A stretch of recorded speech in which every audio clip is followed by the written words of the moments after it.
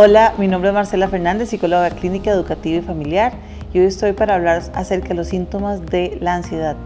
Muchas veces nuestra ansiedad la trabajamos y la vivimos de muchas formas. Por ejemplo, uno de los primeros síntomas es el nerviosismo y la agitación. Este nerviosismo muchas veces lo llevamos nosotros implícito porque fue aprendido. Nos da miedo muchas cosas, que la lluvia, que los temblores, que mi papá que se fue, que ahora que no estamos, si mi papá no está, la casa está como vacía, no sabemos qué hacer, porque es la seguridad que da cada persona con que vivimos. Entonces, de acuerdo a eso, nosotros es importante que tomemos en cuenta qué nos da esa agitación, qué nos da ese nerviosismo, que nosotros, si somos adultos, hagamos viendo para atrás y digamos, bueno, yo me acuerdo que mi mamá cuando estaba era muy nerviosa, o yo viví situaciones muy difíciles con mi papá porque era alcohólico, porque venía siempre a agredirnos, porque era un momento difícil de nosotros, entonces de ahí viene mi nerviosismo, pero que también seamos conscientes que esa situación ya pasó. Ahora, si nosotros escogimos de una u otra forma una situación parecida a la que yo viví, pues es importante que también usted piense cómo usted puede solucionar esa situación que usted mismo escogió por aprendizaje y por una autoestima baja, en un no perdonarse ante situaciones que cuando yo no quiero lo reproduzco. Entonces pensemos un poco cómo usted está viviendo esa agitación, ese nerviosismo, y si usted quiere heredar eso mismo a las personas con que la rodean. Por ejemplo, yo no puedo contar, si yo viniera de un hogar disfuncional, yo no podría contar lo que es vivir en un hogar disfuncional porque yo lo viví. Si yo vengo de un hogar de agresión, nadie me tiene que contar cómo es un hogar de agresión porque yo lo viví. Si son hogares de alcoholismo, de drogas, de abusos físicos, sexuales, emocionales, nadie me lo puede contar porque yo lo viví. Entonces yo no puedo generar lo mismo que yo viví para el hogar que tengo. Entonces tengo que ser muy consciente de ese primer síntoma. Después, la sensación de un peligro eminente, pánico y catástrofe. A veces mi mente es tan poderosa que yo digo, no, si yo salgo hoy es muy probable que hoy seguramente, no sé, amanecí con una sensación aquí, que a veces siento que me va a pasar eso, a veces siento que me puede pasar un sentimiento feo, yo mejor no salgo.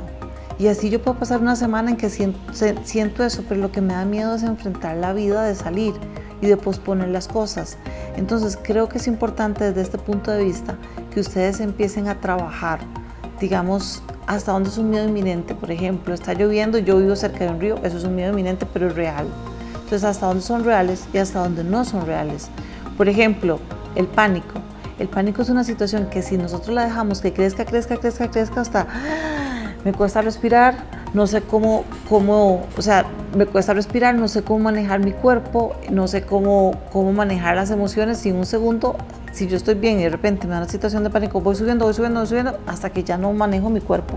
Entonces es importante que ustedes manejen cómo está manejando un pánico y cómo, digamos, ante una situación difícil como una catástrofe, sea una lluvia muy fuerte, sea una inundación, sea un terremoto, sea una enfermedad, una muerte que puede ser una catástrofe, ¿cómo yo la voy a manejar?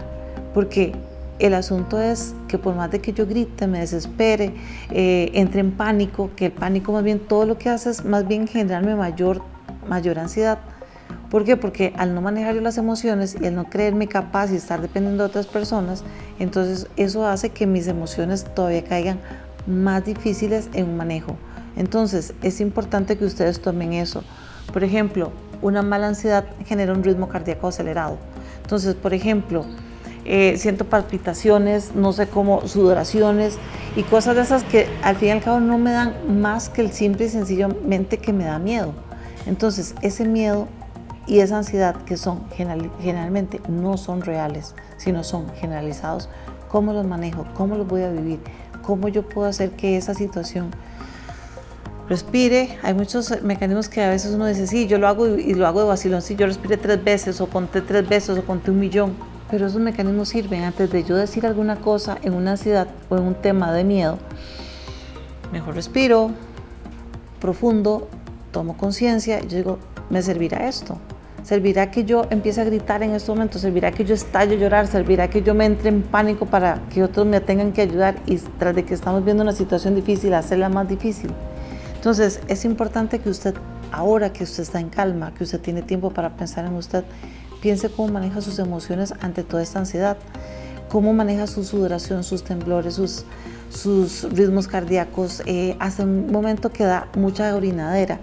¿Por qué? Porque necesito estar en movimiento, necesito estarme moviendo. Entonces, en ese movimiento, pues no sé a veces qué hacer y hago tanto y no hago nada, porque al fin y al cabo no resuelvo.